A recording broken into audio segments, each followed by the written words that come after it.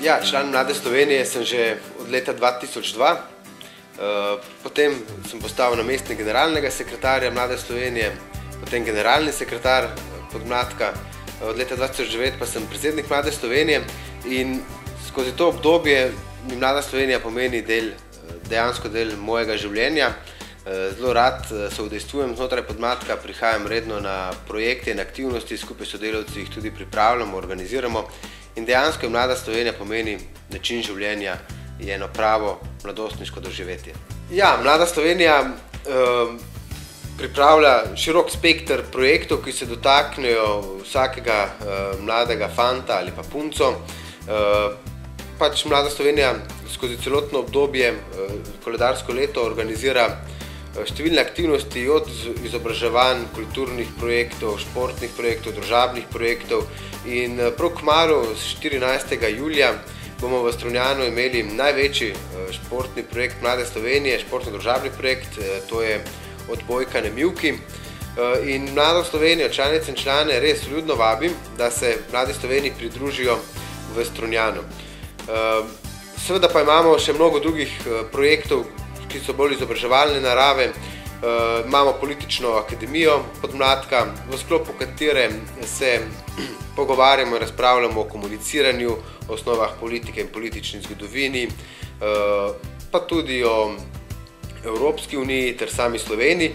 In naprimer oktobra imamo ekskurzijo v Bruselj v okviru dela Politične akademije Evropska unija in sem članice in člane podmladka vabim, da pohitijo k prijavam in se prijavijo na ekskurzijo v Bruselj. Skratka, Mlada Slovenija zapolni koledarsko leto številnimi aktivnostmi in se splača prihajati na aktivnosti Mlade Slovenije. Ja, v zadnjem obdobju je v družbi neka paradigma, češ politika je nekaj slabega. Politika sploh za mlade nič ne prinaša, ampak tam so samo slabi ljudje, tisti, ki kradejo in tako naprej. Sam menim nasprotno. In sicer politika je danes vse. Politika je cena kruha v trgovini, cena študentske vozovnice, avtobusne vozovnice, cena študentskega stanovanja in politika odloča, kakšna bo ta cena. Zaradi tega govorim, da je politika nekaj dobrega. Moj kolega Valentin Hajdinek je nekoč v enem intervjuju dejal, da če bi bila politika nekaj slabega, bi bil on prvi, ki bi iz nje izstopil. In sam menim isto. Tako je na Rogli 19. in 20. maja potekal redni programski, torej nevolilni kongres Mlade Slovenije, na katerem se je zbralo preko 100 članic in članov iz vse Slovenije. Imeli smo zelo močno vsebino in sporočilnost tega kongresa. Sama vsebina se je navezovala na trenutno dogajanje v Sloveniji, na aktualno politiko, se pravi na varčevalne ukrepe ter na ukrepe za spodbujanje gospodarstva. Geslo kongresa je tako bilo Slovenija 2015 za ali proti in Mlada Slovenija se je odločila za. Menimo, da je potrebno za ta trenutek zategniti pasove, varčevati ter postaviti na ta račun dobre pogoje za nadaljnjo gospodarsko rast. Sicer pa smo bili na kongresu zelo bogati tudi z našimi gosti. Kongresa se je poleg predsednice Nove Slovenije, gospe Ljudmile Novak, udeležil tudi podpredsednik Nove Slovenije, Matej Tonin, s katerim smo razpravljali o prihodnosti Nove Slovenije. Zelo pa nas je razveselil tudi obisk predsedniškega kandidata Milana Zvera in v ta namen smo sprejeli tudi posebno kongresno izjavo in sicer Mladi za Milana Zvera. V omenjeni izjavi smo navedli, da je Milan Zver prava izbira za predsednika republike, da je kandidat, ki premore vso potrebno širino ter je predvsem državnik, torej ne gleda na Slovenijo samo in zgolj za jutri, ampak gleda daljnoročno, gleda na prihodnost in res kongresniki, delegati Mlade Slovenije so tudi spoznali, da je Milan Zver prava izbira na predsedniških volitvah. Velja pomeniti še dva gosta in sicer gospoda Rada Pezdirja, s katerim smo razpravljali o gospodarski in finančni krizi ter ukrepih za spodbujanje gospodarstva. Vnela se je zelo zanimiva razprava. In gospod Pezdir nam je postavil določene stvari v neke okvire, ki jih do sedaj pač mladi nismo poznali. Z nami pa je bil tudi državni sekretar Nove Slovenije na ministrstvu oziroma na uradu Republike Slovenije za zamejce po svetu in zamejstvu, gospod Matjaž Longar. Z njim pa so mladi razpravljali na temo Evropske unije ter kakšna je prihodnost Evropske unije, če imamo v vidu vso zdajšnje dogajanje, ko se veliko govori o propadu evra ter s tem tudi posledično Evropske unije in tako naprej. Tako je na državnozborskih volitvah decembra 2011 sem kandidiral v volilnem okraju Ajdovščina in Vipava. Dosegel sem po mojem mnenju izvrsten rezultat, skoraj 12%, natančno 11,56%, kar je predstavlja najboljši rezultat stranke na omenjenih državnozborskih volitvah.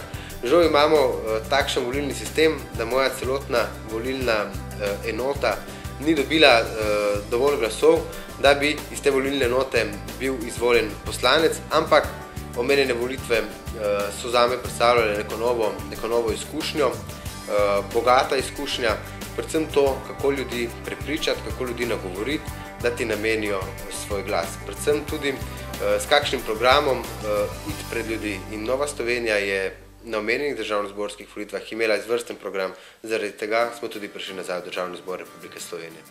Ja, na prvi pogled se zdi, da je delo tiskovnega predstavnika ali pa tako rekoč PR-ovc, da je to biti lahko, da je to neka lagodna funkcija, lagodno delo, ampak temu žal ni tako. Sam iz izkušenj lahko povem, da je tiskovni predstavnik določene stranke ali pa podjetja si dejansko noč in dan. Non-stop moraš biti dosegljiv na telefonu, na elektronski pošti in seveda odgovarjati na novinarska vprašanja, na želje novinark in novinarjev. Delo tiskovnega predstavnika tudi obsega določeno koordinacijo med politiko in novinarji.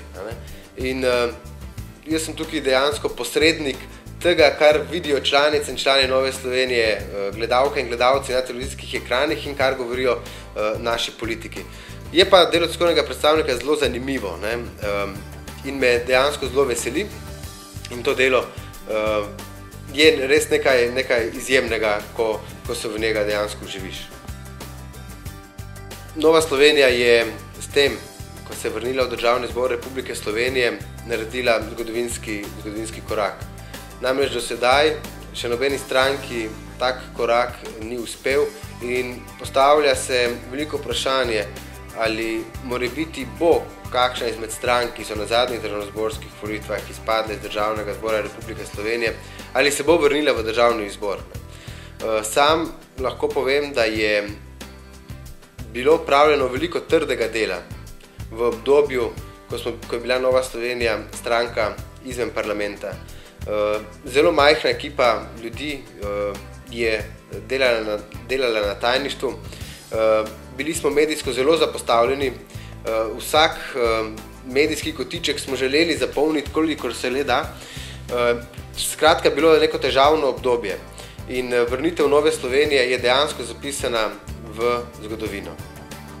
Nova Slovenija je stranka, ki nima meja. To pa govorim predvsem zaradi tega, ker ima zelo močno mlado populacijo, ki so aktivno vključeni v stranko. Mladi so potencial Slovenije in to velja tudi v tem primeru. Stranka ima zelo močen podmladek in trdim, da je mlada Slovenija, podmladek Nove Slovenije oziroma vsi mladi, ki so vključeni v strukture Nove Slovenije, porok za prihodnost te stranke, porok za prihodnost ne nazadnje celotne slovenske desnosredinskega pola in tudi celotne Slovenije. Zaradi tega si upam zdaj postaviti nek cilj, da bo Nova Slovenija na naslednjih državnozborskih volitvah presegla 4%, kolikor jih je zdaj dobila oziroma podvojila svoj rezultat in šla korak za korakom do nekega končnega cilja, ki menim, da bo zmaga. Vsake volitve so zelo zanimive, posebej še predsedniške. Letošnje predsedniške volitve bodo pa res izjemne. Imamo tri zelo močne kandidate, dr. Milana Zvera, ki ga podpira tudi Nova Slovenija in ki je dejansko najboljši kandidat in osebno sem prepričan, da bo zmagovalec predsedniških volitev. Na drugi strani pa imamo dva kandidata slovenske tranzicijske levice, to je Borut Pahor, Danilo Türk. Nekdo od njiju bo morebiti se uvrstil v drugi krog predsedniških volitev, sem pa prepričan, da je Milan Zver premore vse potenciale za dobrega predsednika Republike Slovenije in da bodo volilke in volilci tudi to na volitvah znali modro oceniti in se odločiti, da dajo svoj glas Milanu Zveru. Tabor Nove Slovenije je največji dogodek stranke v celotnem letu, katerega se udeleži več tisoč ljudi. Letos bo še posebej zanimivo, z nami bo Nova Slovenija to je prvi tabor, odkar je Nova Slovenija v Državnem zboru Republike Slovenije. Imeli bomo možnost, da bodo z nami ministri, poslanci, državni sekretarji, z nami bo seveda tudi predsedniški kandidat dr. Milan Zver in jaz ta trenutek res vabim vse članice in člane Nove Slovenije in simpatizerje, predvsem pa mlade, da se udeležite tega tabora v Ormožu. Imeli se bomo izjemno fajn, zelo lepo bo in ponosno proslavimo vrnitev Nove Slovenije v Državni zbor Republike Slovenije. Poudarjam, to je izjemen trenutek, ki se ga velja zapomniti, zaradi tega pridite na tabor v Ormož. Hvala tudi vam.